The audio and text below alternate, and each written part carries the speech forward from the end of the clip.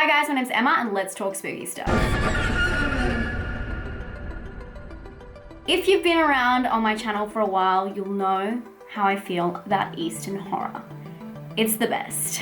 So when my friend Chris from Singapore recommended The Promise, a Thai horror, I almost fell out of my chair reading the blurb. I'm not kidding. Would you pick up a movie with this blurb? Two friends decide to commit suicide together in Bangkok in 1997. But when one of them breaks their promise, they are faced with a vengeful spirit 20 years later.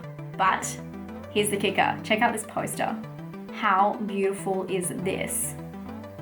I love this poster so much. It's so beautiful and it's everything I ever wanted a film to be, until I watched it. There's some problems, but the film brings what we love from most Asian horrors, that lovely vengeful spirit, a tale with passion and heart and a difference, and you will find that in this film. And although this film is very direct with its story, it also does something else, and it winds in the economical issues of the location and time. So as a foreigner watching it, it is fascinating and it might actually catch you off guard. Although the film's budget is not disclosed, it is up there. They have amazing access to locations which flow with the story, as well as being just shot really pleasingly. They also experiment with mixed media, being a lot of TV reports and footage, but majority of the film is just clean and crisp. The film also has some nice little surprises through it, Easter eggs if you will. I'm not gonna spoil what they are,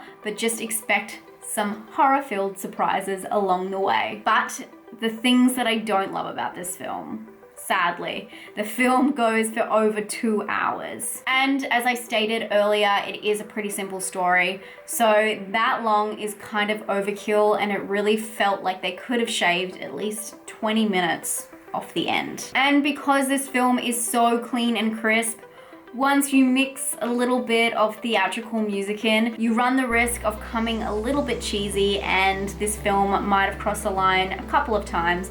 Felt a little bit soapy, you know, like a soap opera or like a daytime TV show. And unfortunately, when you cross those lines, you lost me with the horror and it just turns into a drama. And I definitely felt like, although this film has spirits, it has scares, it has horror references, it did feel a little bit dramatic. And another thing the music runs the risk of is making the acting seem a little bit over the top, when it really, in reality, I think it was spot on. We all know a movie, and particularly horror movies, are very delicate. They're very delicate flowers, and when one element is off, the whole thing goes to shit. And I felt like that was the element to blame in this situation that was kind of holding it together in post.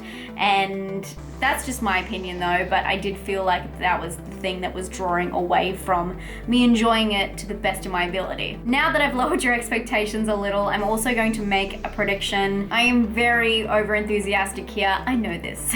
That's why you watch me, right? Subscribe.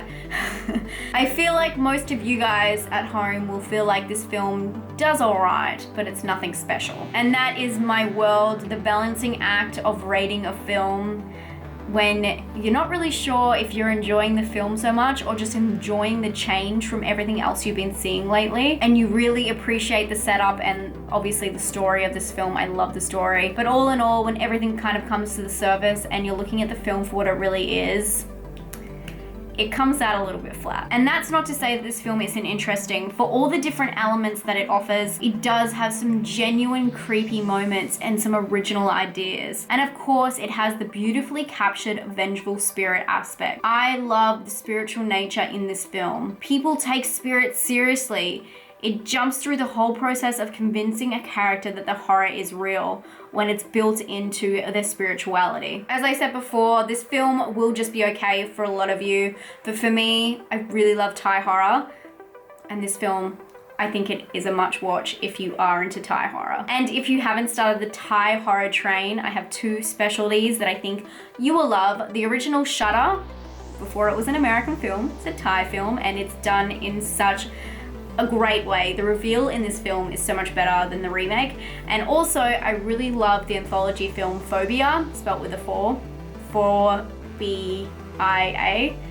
Such a good movie. I did do a series called Horror Around the World a couple of years ago, and I did Thailand on that, so if you want to check that out. But for this film, if you like foreign horror, if you're into a vengeful spirit, if you love Thai horror, you'll like this one.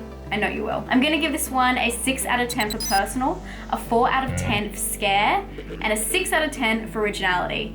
Do you like this film? What is your favorite Thai horror? I wanna know it. If I haven't seen it, let me know. Please let me know. I love Thai horror. And I'll talk to you guys very soon. Stay spooky. Bye.